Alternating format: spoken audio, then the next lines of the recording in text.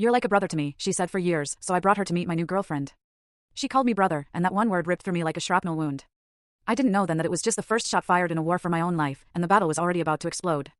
My name is Liam Davis, 27, living in Denver. For years, I truly believed being Chloe Miller's brother was enough. Enough to quiet the gnawing loneliness, enough to make the world feel less empty. But I was so wrong.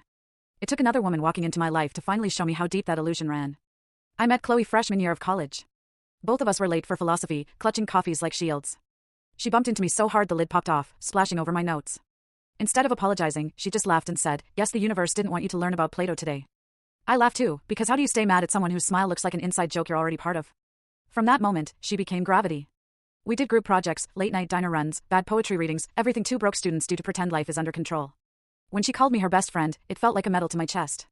But when she said, "You're like the brother I never had," I smiled and said, "Yeah, always," even though something in my chest cracked like thin ice. We texted constantly, finished each other's sentences. She cried on my shoulder after breakups.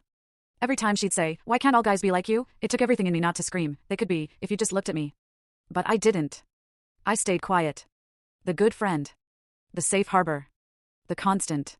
College blurred by in caffeine and deadlines. After graduation, we both ended up in Denver, because of course we did. We couldn't imagine not living 5 blocks apart. I worked as a UX designer at a small startup. She became a copywriter for some digital agency that specialized in making soda sound meaningful. We'd meet every Friday at a cafe that smelled like cinnamon and second chances. She'd talk about her chaotic coworkers, her failed Tinder dates. I'd nod and laugh and give advice like an emotional mechanic fixing engines I'd never get to drive. There were nights we'd end up on my couch, her head on my shoulder, watching movies. She'd mumble, "You're my favorite person, Liam." And I'd whisper, "You too, Chloe." Because that's what brothers do, right? They whisper love like it's platonic oxygen. I told myself I was fine, that being needed was enough, that proximity was love in disguise. But deep down, I was living on breadcrumbs of attention, calling it a feast. Then, last spring, everything shifted.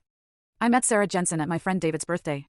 From the second she said, "You're standing on my purse, stranger," with that half smile like she'd caught me trespassing, I knew my script was about to change. Sarah was grounded where Chloe was restless, calm where Chloe was chaos. For the first time, I didn't feel like I had to earn someone's interest. It was just there, effortless. We talked for hours that night about work, travel, childhood weirdness. When she laughed, she leaned forward, like she actually wanted to catch the sound coming out of my mouth. I walked her to her car, and she said, "If you're this funny sober, you owe me a coffee sometime." I said, "Name the place." She said, "Surprise me." And I swear the air around us felt like a reset button. Our first bottom left of screen, click full story.